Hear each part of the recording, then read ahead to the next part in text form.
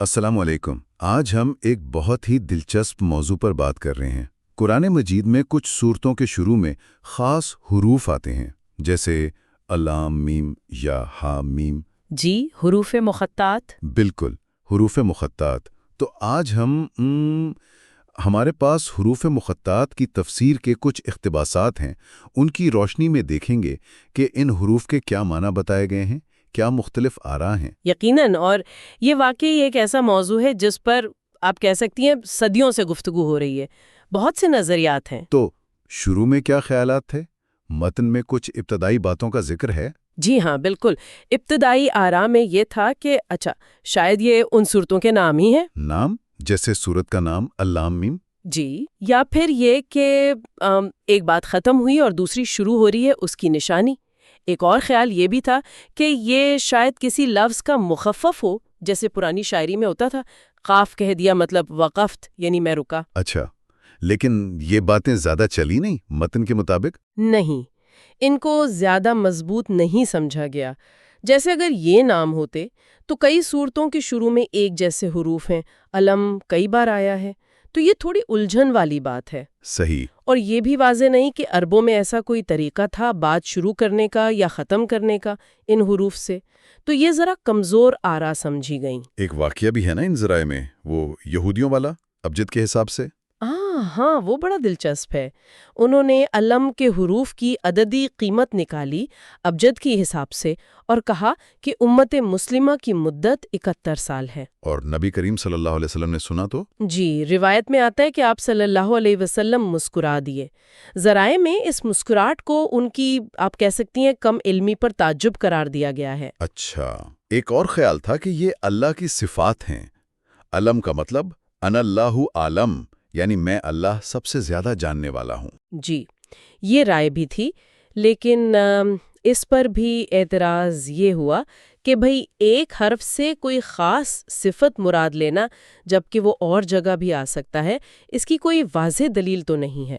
یہ تو اپنی طرف سے ترجیح دینے والی بات ہو گئی۔ ٹھیک ہے، تو اگر یہ ابتدائی تفسیریں زیادہ نہیں مانی گئیں تو پھر کون سی رائے زیادہ اہم سمجھی گئی؟ کیا قرآن کے معجزہ ہونے سے اس کا کوئی تعلق ہے؟ بالکل بالکل، یہ بہت اہم نقطہ ہے۔ قاضی بیضاوی کی طرف منسوب ایک بہت گہری بات یہ ہے کہ یہ حروف اصل میں قرآن کے منکرین کے لیے ایک کھلا چیلنج ہے۔ چیلنج؟ کس طرح کا چیلنج؟ یعنی اللہ تعالیٰ یہ کہہ رہا ہے کہ دیکھو یہ قرآن انہی حروف تہجی الف لام میم وغیرہ سے بنا ہے جنہیں تم روز بولتے ہو، لکھتے ہو، تم سب مل کر بھی اس جیسا کلام بنا کر دکھا دا۔ اچھا، یعنی یہ حروف خود قرآن کے الہامی ہونے کی دلیل ہیں؟ جی ہاں، یہ قرآن کا اعجاز ہے۔ اور اسی سے جڑی ایک اور بات، ایک امی نبی صلی اللہ علیہ وسلم جو پڑھنا لکھنا نہیں جانتے تھے، ان کا ان حروف کے نام لینا الف لام میم یہ خود ایک معجزہ سمجھا گیا۔ واہ، یہ تو واقعی بہت لطیف نکتہ ہے۔ اور ایک اور چیز بھی ہے، یہ جو تقریباً 14 حروف ہیں جو مقطعات کے طور پر آئے ہیں، ان میں عربی کی تمام صوتی خصوصیات جیسے ہلکی آواز والے، گونج والے، سخت آواز والے، نرم آواز والے، ان سب قسموں کے تقریباً آدھے آدھے حروف شامل ہیں۔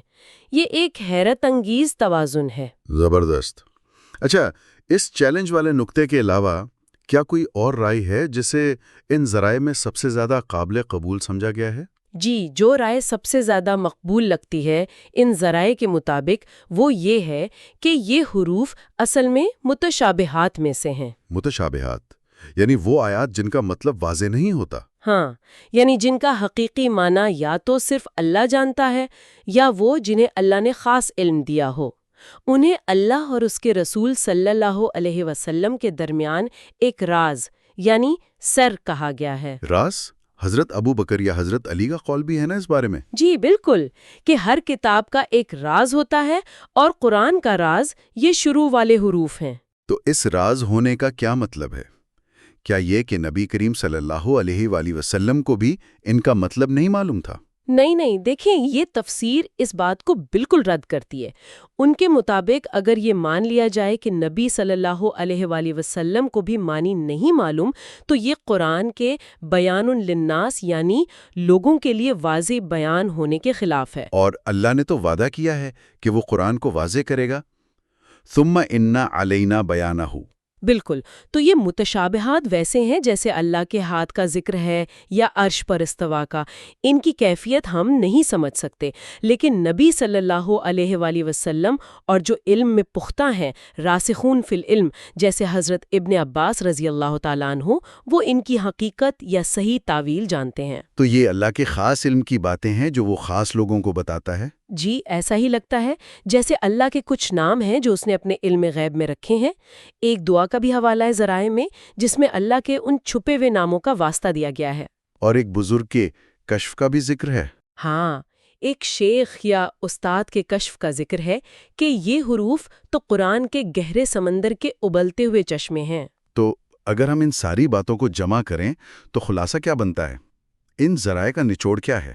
خلاصہ یہ نکلتا ہے کہ اگرچہ بہت سے نظریات ہیں، لیکن یہ ذرائع زیادہ اس طرف مائل ہیں کہ یہ حروف بنیادی طور پر اللہ کے راز ہیں، اسرار ہیں. لیکن وہ چیلنج والی بات بھی اہم ہے. جی بالکل. تو گویا ان کا ایک ظاہری پہلو ہے، منکرین کے لیے چیلنج، جیسا قاضی بیضاوی نے کہا، اور ایک گہرا باطنی معنی ہے جو اللہ اور اس کے خاص بندے ہی جانتے ہیں.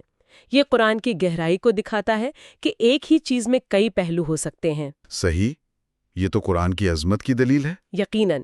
اور ایک آخری بات جو سوچنے کی ہے وہ یہ کہ یہ ذرائع ان دونوں پہلوؤں یعنی ظاہری چیلنج اور باطنی راز میں ایک تعلق دیکھتے ہیں. یہ ہمیں سوچنے پر مجبور کرتے ہیں کہ انسان کا علم کتنا محدود ہے اور اللہ کا علم کتنا وسیع.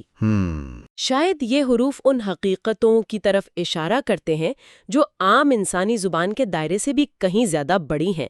جیسے اللہ کی لامحدود صفات کو ہم محدود لفظوں میں بیان کرنے کی کوشش کرتے ہیں، شاید یہ حروف بھی کچھ ویسا ہی کام کر رہے ہوں. واللہ عالم بمرادہ، اللہ ہی اپنے کلام کا مطلب بہتر جانتا ہے.